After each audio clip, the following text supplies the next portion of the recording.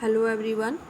I'm very happy that I'm just sharing my views in this teacher fest, and I feel that it's the time to share our views because sometimes situations are such that just like earlier the offline classes were not possible, so we were taking online classes, and I felt that at that time it wasn't possible to carry students into the science laboratories and carry out all the regular and routine practicals. So that's why now we should consider some of the other online platforms, like there are some websites.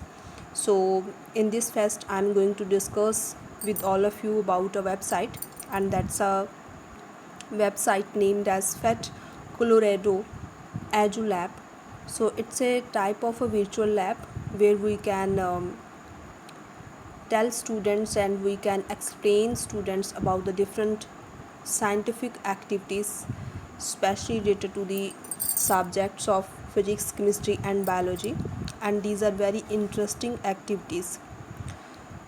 In addition, I feel that these are not just only the activities related to the experimental purpose, but also these activities can help to make the process of teaching very interactive and interesting as well.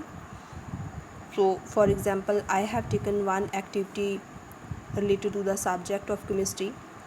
For example, if we want to discuss about the structure of atom, then it consists of protons, neutrons and electrons.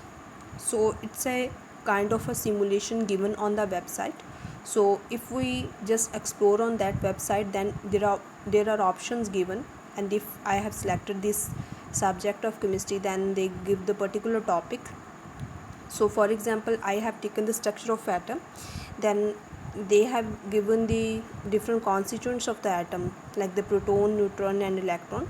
So it's a kind of a game type of activity, like if I touch the proton and I can insert a proton in the center of that particular atom, so automatically it reflects the name of element on the screen that we can see. It's a hydrogen with one proton. In addition, I can also add one electron, then it becomes a neutral atom. Earlier it was an ion, but now it's a neutral atom. We can check its charge. Like if we touch on the charge, then it's automatically a computer program which shows that it has the zero charge, and we can also check its mass number, that's 1. So it's a computer program, so we should take help of this program to make all the activities more interactive. Further, we can uh, go back and we can know about the other symbols of the elements, and we can also go for a game. Like we have given that there are 7 protons, 8 neutrons and electrons are 10. Then we have to select that which type of element would be this. So if there are 7 protons and electrons are 10, then what will be the type of element?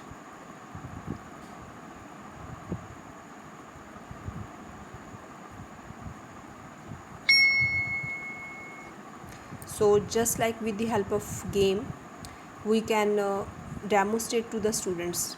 For example, if there are 7 proton, I just touch the nitrogen because nitrogen has the atomic number 7, but the number of electrons are more. It means there are more electrons than the protons, because only the electrons can go out of an atom, or they can enter into an atom to convert an atom into an ion. It means if there are 7 protons, it indicates that the element is having an atomic number of 7, and that's the nitrogen. But if it has more electrons than the proton, then it shows that it's existing in the form of an ion. So these games can be used to teach students about the different concepts of science, and we can use this for physics, biology, earth science and other subjects.